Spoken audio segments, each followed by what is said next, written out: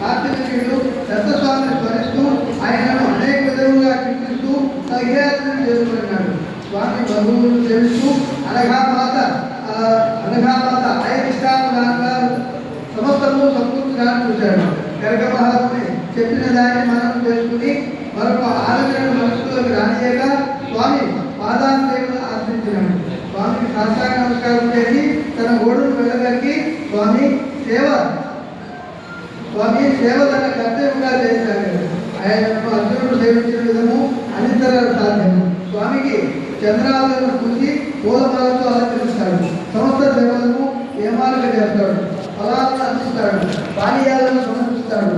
మద్యం కోరిన వెంటనే అందిస్తాడు. సమయానుసారంగా కాగా ఆయన ఇష్టానుసారంగా సేవలను సాగాడు. తన శారీరక అవసరాలను కూడా నిర్లక్ష్యం చేసి స్వామి సేవకు ఈయనమై ఆత్మార్పణను కావించుకున్నాడు. గురు సేవ అయినా ఇదే కాబోలన్న రీతిని అర్జునుడు తత్వస్వామిని సేవించసాగాడు. పంచాగ్రల నడుమ శరీరమును శుష్కింపజేసుకొని చేయు తపస్సు కన్నా గురుసేవ కఠినము. గురుసేవ దొరుకుట ఒక వరమైన అందు కృతకృతులు ఒకట గురుకృప. అట్టి గురుకృపను అపారముగా పొందిన అర్జునుడు తన భోజనాలను కూడా విస్మరించి గురుశిష్టను పరమ పవిత్రమైన ప్రసాదముగా భావించి భుజించి నిద్రకు దూరమై స్వామిని సేవించసాగాడు. స్వామి యొక్క వివిధ భావనలను ఆయన ఆవేశ ఉద్రేకాలను అనేక విధంగా చూశాడు. అయినప్పటికీ ఒకరోజు స్వామి అకారణంగా పంపించి తిట్టి హింసించగా ఉన్న చోట చేతులు రెండూ ఊడిపడిపోయాయి. స్వామి పరీక్షాగరుడు ఎంతటి ఓర్పుతో శ్రద్ధతో సేవ చేసినా కార్తవీర్యుడు రెండు చోట చేతులు ఊడిపోయి మొండి దేహం వాడైనాడు. తనింకా ఏ విధమైన సేవ చేయలేదని దుఃఖింపసాగినాడు. ఆ సమయమునందు దత్తస్వామి, అయ్యో పిచ్చి కుమార, మంచికి వెళితే చెడు ఎదురైనటువంటి నీ పరిస్థితి. దుష్ట గురువులను క్షుద్రోపాసకులను సేవించిన పరిణామం ఈ విధముగానే జరుగుతుంది. ఏదో నన్ను సేవించి అపారమైన బాహుబలము సంపాదించవలనన్న కోరికతో వచ్చావు. నీ ఆశ నిరాశ అయింది. ఇక ముందేనాడు నాలాంటి త్రాగుబోతులను సేవించి ఇబ్బందులకు గురి కావద్దు. ఎవరైనా మంచి వారిని ఆశ్రయించి ప్రయోజనం పొందు అని ఇక వెళ్ళవచ్చునన్నట్టుగా సైగ చేశాడు. స్వామి పలుకులు విన్న కార్తవీర్యుడు దుఃఖాన్ని దిగమింగుతూ కళ్ళలో నీరు నిండగా కర్కర స్వరంతో ఈ విధంగా ప్రార్థించసాగాడు. స్వామి త్రిమూర్తి స్వరూప, దేవాదిదేవ, నీవు సామాన్యుడు కావు. ఈ మాయ నీ సృష్టి, నీ మాయాధ్యక్షుడివి. ఆమె సాక్షాత్ త్రిమాతయే. అట్టి నీ మాయను దాటగలగటం ఇంద్రాదులకే సాధ్యం కాదు. ఇక సామాన్య మానవుడైన నేనే పాటి ముల్లోకలను తండ్రి అయిన నీవే స్వయంగా ఇంతటి కఠిన పరీక్షకు గురి చేయటం న్యాయమా అని పరిపరి విధాల ప్రార్థించి దత్తస్వామి పాదములు పైబడి, స్వామి చేతులే కాదు ఈ దేహమునందున్న సమస్త అవయములు పోయినను నిన్ను విడువను అన్నాడు.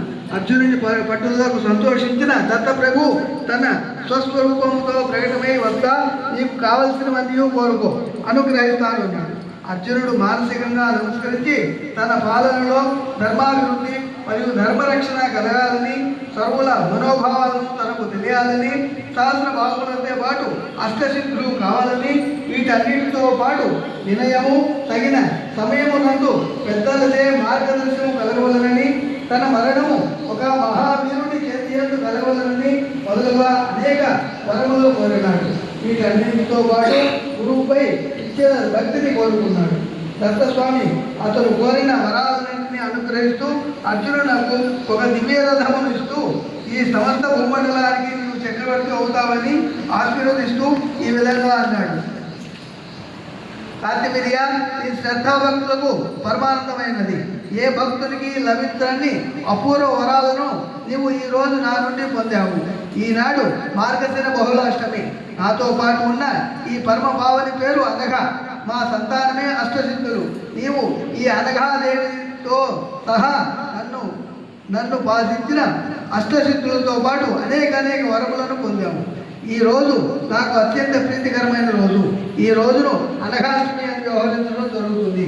అంతటి అపూర్వమైన రోజున ప్రతి సంవత్సరము అనఘాసమేతుడైన నన్ను మా అష్టపుత్రులతో సహా గర్భంతో చేసిన మంటపమునందు కలశ స్థాపన చేసి పురుష సూక్త స్త్రీ సూక్త విధానములతో షోడశోపచారములు చేసి గంధ ధూప దీపాలతో అర్చించిన అట్టి వారి త్రివిధములైన పాపములను పరిహరించి నీ అంతటి వాణిగా చేస్తాను. అట్టి వారికి ఇరువైపులా 7 తరముల వారికి ముక్తి లభిస్తుంది. కార్తవీర్య, ఈ వలన సమస్త లోకములకు లభిస్తుంది వరం ఇది. దీన్నే అనఘాసుర వ్రతంగా వ్యవహరించి ఈ రోజు అనగా మార్గశిర బహుళ అష్టమిని అనఘాసురుగా వ్రతమును ఆచరించుట శుభములను పొందేదురుగాక.